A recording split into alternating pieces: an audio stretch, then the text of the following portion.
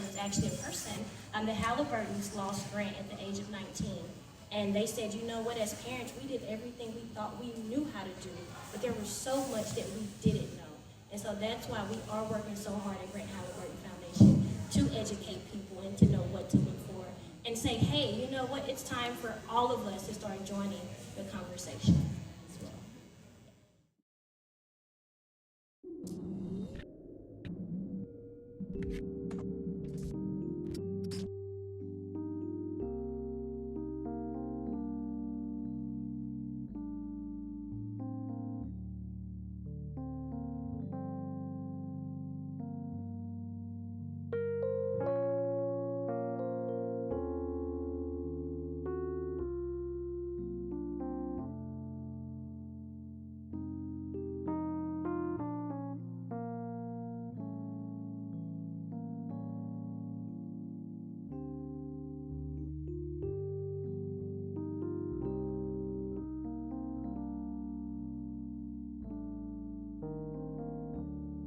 Leading cause of death is for ages 10 to 34.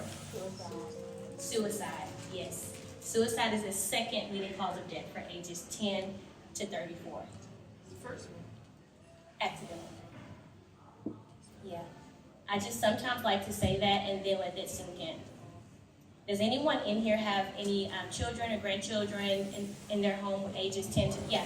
So this definitely affects all of us, because I'm pretty sure all of us have someone in our families from the ages of 10 to 34. The thing is, 8 out of 10 of those young people, they give warning signs to family or friends. The thing is, if we don't know what to look for, how are we able to help them? So let's talk about that. If you all go to your pamphlet with the How to Save a Life, this pamphlet is really important because these will give you some of the things to look for.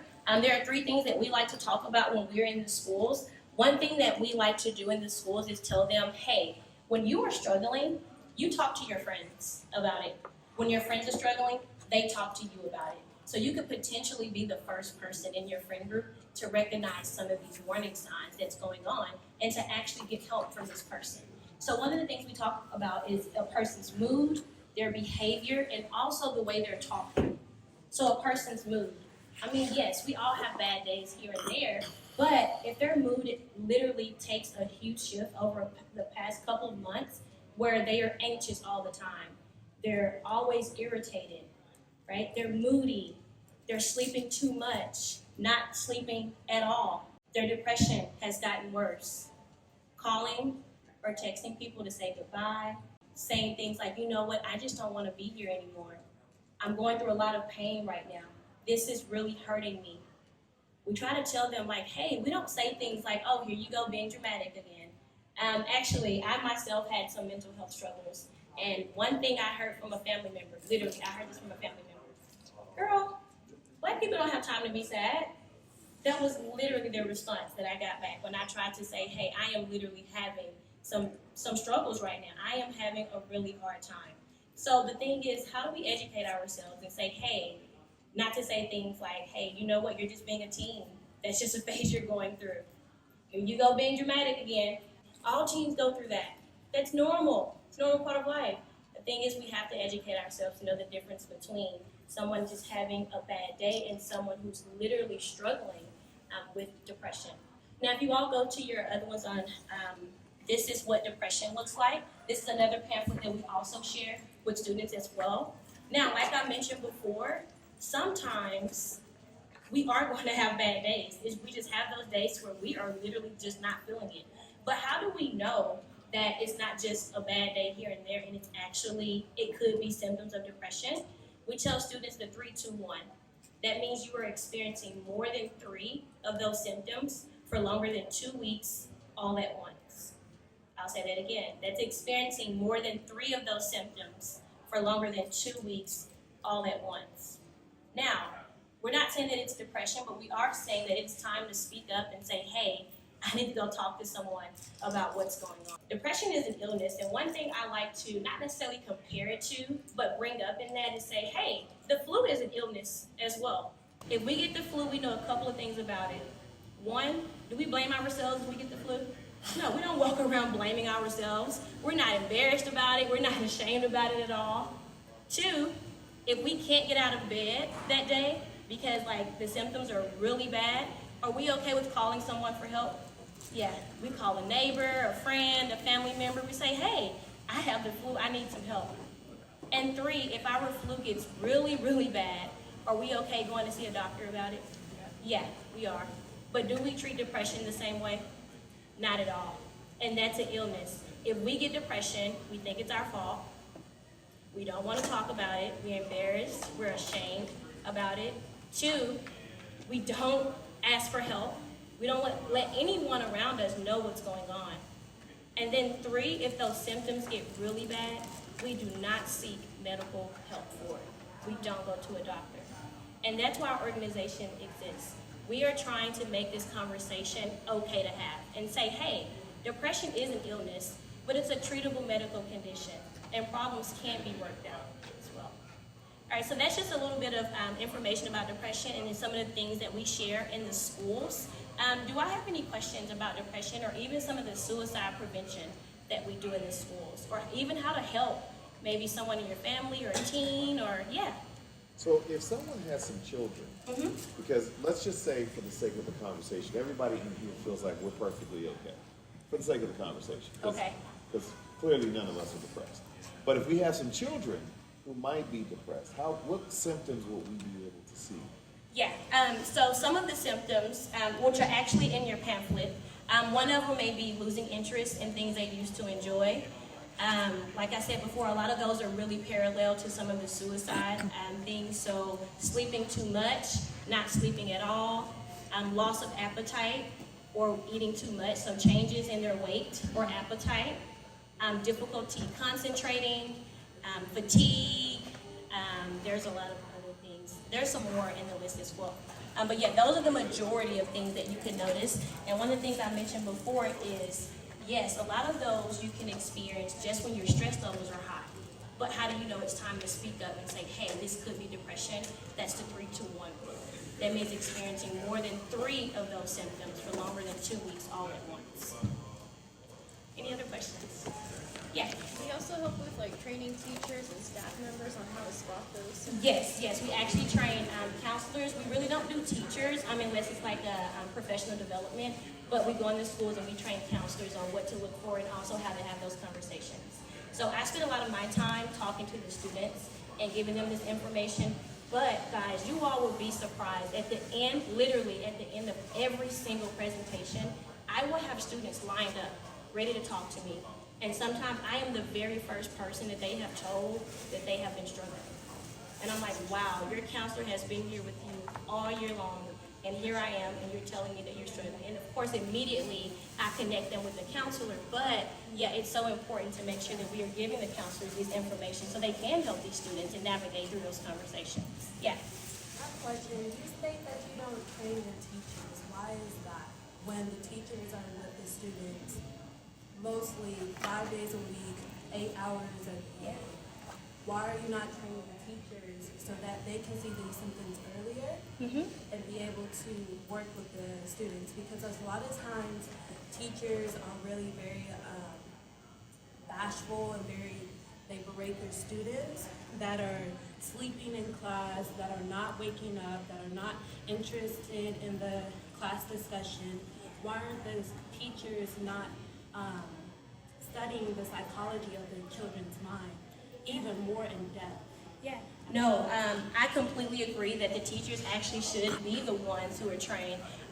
We are an education team of only 4 people, so we can only do so much. But again, if a counselor invites us out there to do like a professional development for their teachers, we are definitely there training the teachers. But again, it's up to that principal or that counselor for that school to get us out there.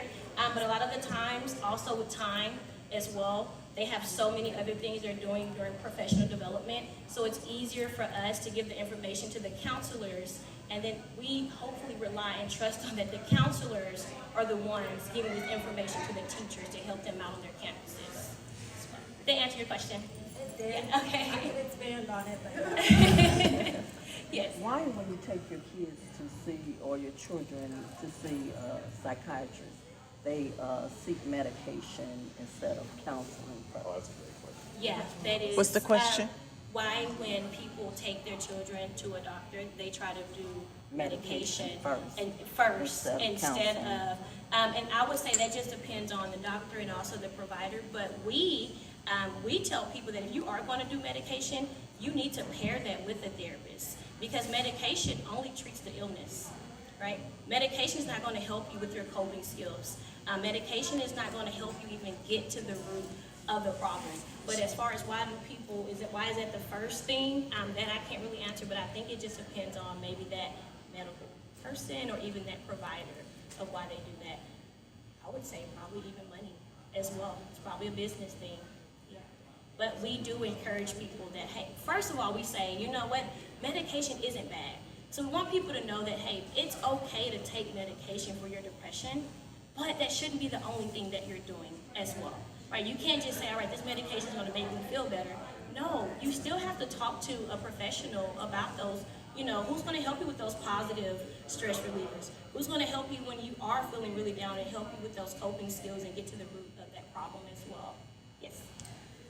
Not to minimize depression or the effect, because I do understand from a young, because my daughters, they truly understand it.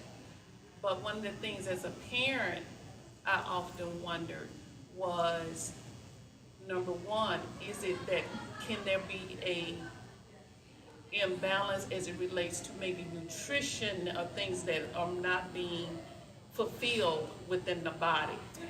And then number two, can it be, how do you differentiate between it being situational, what a person may be going through at that time, versus it being maybe a real chemical thing that could be going on in the brain? Okay, so to answer your first question, yes, that could, that of course with many other factors, could also be the reason why someone has depression as well. So yeah, if they're not getting, if their nutrition is inadequate, that affects a lot of things as well, not only physically, but that affects you mentally as well, which could potentially lead to depression. So to answer that question, yes, that could be. All right, so one of the things that I like to tell parents or guardians is if your teen or anyone comes to you and tries to express that they're struggling, we have a little cheesy acronym, but it's something easy to remember. It's called TAG. So the T is take it seriously. So again, going back to not belittling them or even invalidating their feelings and saying things like, again, here you go being dramatic, you're just a teen, all teens go through that. So take them seriously, listen to what they have to say, literally don't judge them. If they even say things that you are unfamiliar with or you don't know how to handle at the moment, don't act shocked. Just try to get to more education surrounding that topic. The next one is ask questions. It's okay to ask them questions. They are coming to you because they want help. So it's okay to ask them, okay, well, you know what, how long has this been going on? It's even okay to ask them, you know what, have you been feeling so bad that you're thinking about suicide? Trust me, that will not make them even think about it even more. If anything, they may be relieved that you asked them that. If anything, they may have been a weight that they have been carrying around for the longest. And so you asking that question can open that door for conversation. And then the last thing is getting help, right? Yes, you can sit there and talk to them all day, but the most important thing is actually getting them the help they need and just being that support system for them and letting them know, hey, I may not know everything, but we will work this out and we will find out together as well. Do I have any other questions surrounding this? Yeah. So do you visit schools all over Dallas, different age groups, or how does that work? Yes, so we do we do grades K through 12. I even go to college campuses as well. And they love talking about this. That's one thing I want to say. I know sometimes, it definitely depends on the generation that you grew up in. Sometimes it was a hush-hush where you didn't talk about those types of things. But guys, these students and teens, they are ready to talk about it. We just have to have the conversations with them. But yeah, we go through K through 12, colleges as well. We do suicide, depression, and we also do bullying prevention as well. So you'd have to have like very tailored programs for each different age Oh yes, oh yes. We actually don't even start our depression and suicide talk until middle school. Even though they are already probably talking about it in elementary, but a lot of this stuff is just way too much for them to even process. And especially they don't have anyone to go home to and have that conversation. That's just too much for elementary.